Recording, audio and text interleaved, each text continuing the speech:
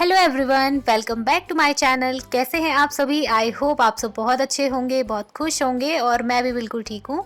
So friends, देखिए अभी time हो रहा है, सुबह के 6 बज रहे हैं और उठते ही सबसे पहले मैंने किया अपने लिए गुनगुना पानी। हल्का सा गुनगुना पानी पीने के बाद आई हूँ मैं यहाँ पर थोड़ी सी चाय बनाने के लिए, क्योंकि सर्दियों का टाइम हो और चाय ना पी जाए तो ऐसा तो हो नहीं सकता। तो सर्दियों का ही एक ऐसा टाइम होता है जिसमें चाय पीने का बहुत ज़्यादा मज़ा आता है। नहीं तो क्या होता है ना, गर्मियों में उतना मन नहीं करता चाय पीने का, लेकिन सर्दियों में कोई भी बोल दे ना चाय पीने के लिए तो झट से हमारा मन खुश हो जाता है। और मेरे साथ तो ना, जैसे मैं मायके में थी तो शादी से पहले मम्मी जैसे चाय बनाती थी तो मुझसे पूछती थी कि चाय पिएगी, तो मैं इतनी खुश होती थी कि जितनी बार भी लाओ मैं पी लूँगी, इतना ज़्यादा मुझे खुशी होती थी।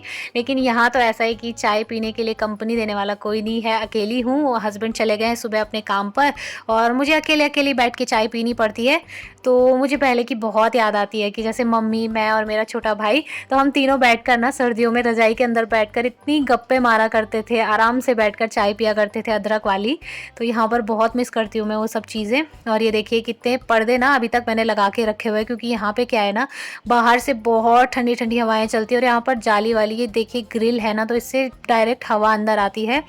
तो ये देखिए बाहर नदी, जो आप ये जो नदी देख रहे हो ना, तो इस नदी से इतनी ठंडी हवाएं और आवाज़, इतनी तेज़ आवाज़ आती है, ऐसा लगता है जैसे पता नहीं कितना पानी हो इस नदी में। लेकिन पानी बिल्कुल भी नहीं है, बहुत कम हो गया है, पर फिर भी आवाज़ और हवाएं इतनी तेज़ चलती है कि यहाँ बाहर जाना बहुत ज़्यादा मुश्किल काम है। तो मैं सुबह के टाइम पे बाहर निकलती ही नहीं हूँ, मैं अंदर ही अंदर रहती हूँ। और किचन भी अब अंदर ही हो गया है ना, तो बाहर जाने की कोई दिक्कत नहीं है, कोई टेंशन नहीं है। तो ये देखिए मेरी गर्मा गर्म चाय बन के हो गई है तैयार और अब जाऊँगी मैं अंदर, थोड़ी देर बैठी रहूँगी, थोड़ी देर जो है अपना टाइम पास करूँगी बैठकर।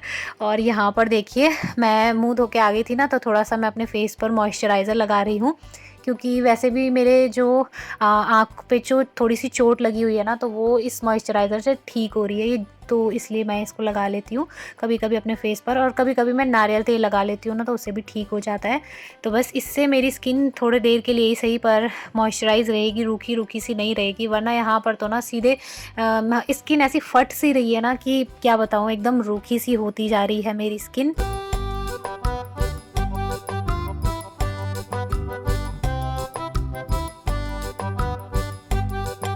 तो बस यहाँ पर स्किन केयर भी हो चुकी है थोड़ी बहुत, और उसके बाद मैं यहाँ पे बैठ के थोड़ी देर सुकून से रहूँगी और चाय पीऊँगी आराम से। और ये मेरे हाथ में जो है आप देख रहे हो, तो ये वो वाले लड्डू हैं जो उस टाइम पर हमने बनाए थे, गोंद के और ड्राई फ्रूट्स के लड्डू। तो वो वाले लड्डू मैं खाऊँगी और मैं सुबह के टाइम और रात के टाइम ले लेती हूँ ये लड्डू, तो बहुत अच्छे होते हैं। थोड़ा सा शरीर में ना गर्माहट सी बनी रहती है और इनको खाने से थोड़ा एनर्जी भी आती है और मुझे काफ़ी अच्छा भी लग रहा है। जब से मैंने ये लड्डू खाने स्टार्ट किए हैं ना, मुझे थोड़ा सा बेटर फील हो रहा है, उतनी ज़्यादा वीकनेस भी नहीं लग रही, अच्छा लग रहा है।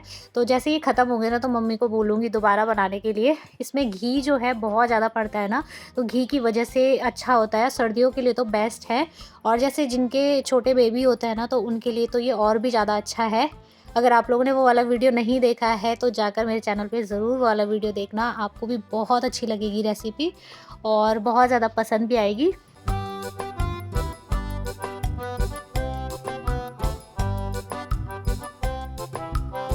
तो फ्रेंड्स, इसी तरीके से ना मेरा डेली का जो रूटीन होता है सुबह के टाइम का इस ठंड में, तो सबसे पहले तो मेरा एक यही चीज़ होती है कि मैं अपना जो है थोड़ा सा ध्यान रखूँ, अपनी थोड़ी सी केयर करूँ, क्योंकि अभी अभी जो जो कुछ भी मेरे साथ हुआ है उसके बाद तो मैं और भी ज़्यादा वीक हो चुकी हूँ। तो इसलिए थोड़ा सा अपने लिए भी टाइम निकालना ज़रूरी होता है, चाहे आप कैसे भी निकालो, लेकिन कम से कम 10-20 मिनट का टाइम तो आप अपने लिए निकाल ही सकते हो। उसके बाद ही जो है ना, मैं थोड़ी देर बैठने के बाद अपने बाकी के काम स्टार्ट करती हूँ, क्योंकि थोड़ा सा एक बार माइंड रिलैक्स हो जाता है ना, तो दिन पूरा का पूरा अच्छा जाता है और काम करने का ना मन भी करता है। नहीं तो ऐसा होता है सारे दिन भर आलस सा रहता है। तो यहाँ पर सबसे पहले मैं कर दूँगी अपने बेड को अच्छे से सेट। और इस टाइम तक ना मुझे काफ़ी ज़्यादा रिलैक्स फील हो रहा होता है, क्योंकि मुझे बहुत अच्छा लगता है। मैं जब थोड़ी देर बैठ करके अपने लिए टाइम निकालती हूँ ना, तो मुझे काफ़ी सही लगता है। तो सबसे पहले मैं शुरुआत करती हूँ अपने रूम से, अपने रूम की क्लीनिंग एक बार अच्छे से कर लेती हूँ, क्योंकि बाकी के रूम्स तो ऐसे है कि उसमें कोई रहता ही नहीं है, तो वहाँ पर थोड़ा बहुत जैसे बेडशीट वगैरह को झाड़ कर साफ़ कर दिया तो बस उतना ही काम हो पाता है। लेकिन लेकिन अपना रूम जैसे ये है ना जिसमें हम लोग रहते हैं, तो इसको अच्छे से साफ़ करना ज़रूरी होता है एक बार। तो यहाँ पर ये जो बेडशीट आप देख रहे हो, ये विंटर के लिए ही हम लोग जैसे लेकर आते हैं ना, तो इनके कलर सबके सेम ही होते हैं, कोई अलग डिफरेंट कलर नहीं होते हैं। जैसे आप देख रहे हो ना, ये मल्टी कलर की बेडशीट, तो इसी तरीके से ना मेरे पास 4 बेडशीट हैं यही वाली। तो मैं इन्हें जैसे बिछा देती हूँ ना, तो इनको देखकर लगता नहीं है कि ये चेंज होती है, बट ये अलग अलग है। मैं दिखाऊंगी आपको फिर कभी, 2 को साथ में दिखाऊंगी। लेकिन ऐसा लग रहा है ना जैसे कि एक ही बेडशीट होगी, लेकिन ये अलग अलग है। आज तो मैंने वही वाली बिछाई है क्योंकि वो वाली मैंने कल ही जो है धोकर रखी थी ना, तो इसलिए। और यहाँ पर बाकी जो कपड़े फैले हुए हैं, सबसे पहले तो मैं उनको एक बार समेट लेती हूँ, क्योंकि सुबह सुबह अगर कपड़े फैले हुए दिखे तो बहुत ज़्यादा बेकार सा लगता है। इसलिए सबसे पहले अच्छे से रूम की एक बार सफाई हो जाए ना, तो बाकी के रूम धीरे धीरे मैं साफ़ कर ही लेती हूँ, उतना फिर उसमें टाइम नहीं लगता है। तो बस यहाँ पर जो थोड़े बहुत हस्बैंड के कपड़े हो गया या फिर ये टॉवल वगैरह हो गया, इनको मैं एक बार फोल्ड करके रख देती हूँ।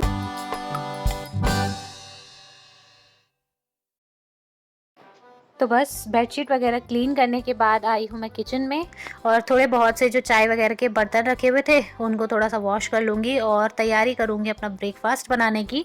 क्योंकि मुझे जो है ना 8:30 बजे तक ब्रेकफास्ट बना लेना पड़ता है, क्योंकि 9 बजे फिर हस्बैंड स्कूल चले जाते हैं, तो उसके बाद उनको देर हो जाती है अगर मैं थोड़ा सा भी लेट कर दूँ। तो इसलिए सबसे पहले यहाँ पर मेरा काम होता है ब्रेकफास्ट बनाने का। तो किचन में सबसे पहले नाश्ता वगैरह बना लेने के बाद ही मेरे बाकी काम स्टार्ट होते हैं, नहीं तो फिर बहुत ज़्यादा लेट हो जाता है। तो यहाँ पर रोटी बना लूँगी सबसे पहले, और रोटी बनाने के बाद जो मैंने सब्जी कट करके रखी है ना, तो गर्मा गर्म सब्जी भी बना दूँगी और हस्बैंड को नाश्ता दे दूँगी। फिर वो अपना नाश्ता करके चले जाएंगे अपने काम पर, और मैं थोड़ी देर बाद ही नाश्ता करती हूँ। एकदम से सुबह सुबह मेरा खाना खाने का बिल्कुल भी मन नहीं करता है, क्योंकि अब तो ऐसा होता है ना, दिन इतने छोटे हो गए हैं कि अगर सुबह 8 बजे की बात करो नाश्ता करने की, तो एकदम ही मन नहीं करता कि इतनी सुबह कौन नाश्ता करेगा।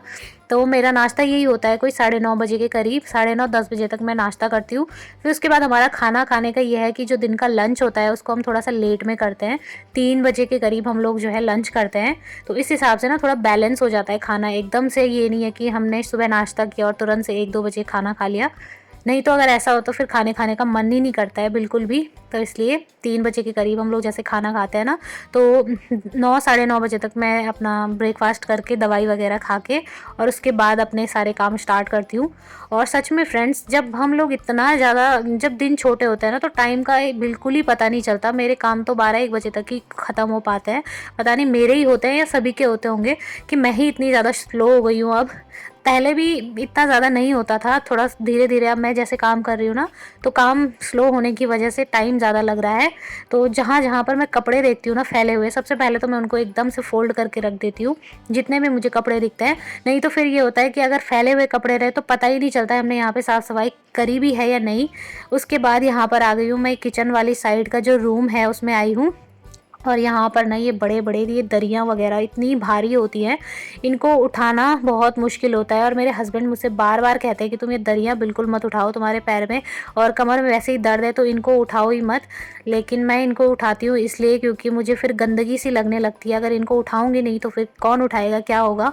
और हस्बैंड जब तक आएंगे ना, तो मैं वो इतनी जल्दी जल्दी आते हैं, वो 8:30 बजे तक आते हैं, फिर नाश्ता करते हैं, 9 बजे तक वो स्कूल चले जाते हैं।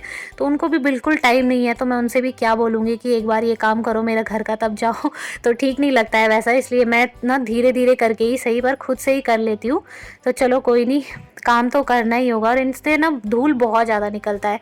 भले ही घर में इतनी गंदगी होती नहीं है, लेकिन जब हम ये बड़ी बड़ी दरियों को झाड़ कर बिछाते हैं ना, तो और ज़्यादा धूल निकलता है। तो बस यहाँ पर सुबह सुबह देखिए अच्छी अच्छी धूप आ गई है, इतनी प्यारी सी धूप आई है ना, बहुत अच्छा लग रहा है। लेकिन मैं अभी धूप में बैठ नहीं सकती क्योंकि काम तो हुआ ही नहीं है। तो सबसे पहले काम कर लूँगी एक बार, उसके बाद चली जाऊँगी धूप में बैठने के लिए।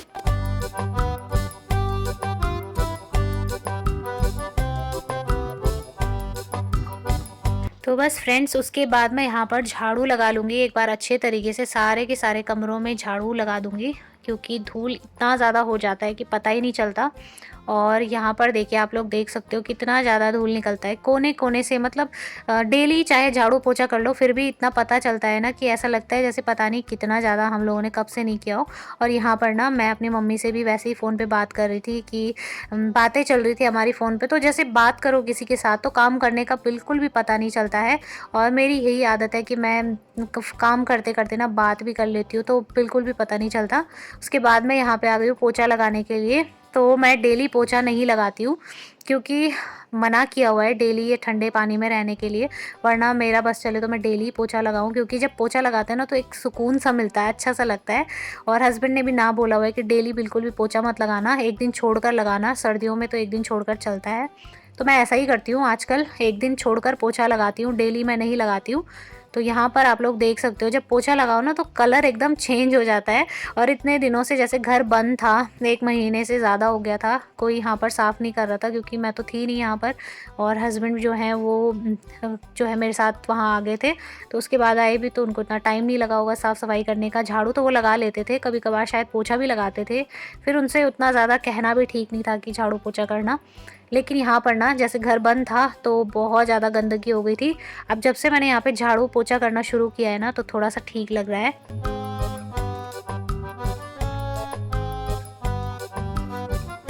तो बस बाकी के रूम्स में भी मैंने झाड़ू लगा दिया है अच्छे तरीके से, और फ़ैन ऑन करके बाहर आ गई हूँ, क्योंकि फिर ये सूखता ही नहीं है। मतलब सर्दियों में हम जब पोछा लगाते हैं ना तो बिल्कुल भी चाहे कितना ही ड्राई लगा लो फिर भी नहीं सूखेगा। तो यहाँ पर अभी यहाँ पे तो धूप बहुत तेज़ है, जैसे हमारा बरामदा है तो यहाँ पे काफ़ी तेज़ धूप लगती है, तो ये जल्दी सूख जाता है। लेकिन जो रूम है बाकी उनमें फ़ैन ऑन करके रखना पड़ता है, वो नहीं सूखता है। तो ये देखिए यहाँ पर चटाई बिछा दूँगी, मैं सूख चुका था और इसलिए यहाँ पर चटाई वगैरह बिछा के अच्छे से रख दूँगी। और अभी बाकी के कुछ भी काम नहीं हुए हैं, सबसे पहले साफ़ सफाई का काम ही मैंने स्टार्ट किया, और मैं स्टार्ट ही करती हूँ साफ़ सफाई से, क्योंकि फिर एक बार साफ़ सफाई हो जाए ना तो दिल को चैन मिलता है कि चलो अब काम आधा से ज़्यादा हो चुका है। तो बस रूम वगैरह की साफ़ सफाई हो चुकी है, झाड़ू पोछा सब कुछ कर लिया है मैंने, और तभी मेरी नज़र इस फ्रिज पर पड़ गई। तो मैंने सोचा इसको भी थोड़ा सा साफ़ कर देती हूँ, इस पर भी डस्ट सी हो रही थी, बहुत टाइम से साफ़ नहीं हुआ था ना इसलिए। तो कॉलिन भी ख़त्म हो चुका है, नहीं तो मैं उससे साफ़ कर देती, उससे चमक जाता है एकदम। लेकिन यहाँ पर कॉलिन ख़त्म हो चुका था तो इसलिए मैंने ये वाला कपड़ा ले लिया और इससे साफ़ कर दिया, इससे भी अच्छे से साफ़ हो जाता है। पर वही है कि दाग वगैरह जो है ना उनको निकलने में थोड़ी सी ज़्यादा मेहनत लगानी पड़ती है, नहीं तो साफ़ नहीं हो पाता है फिर।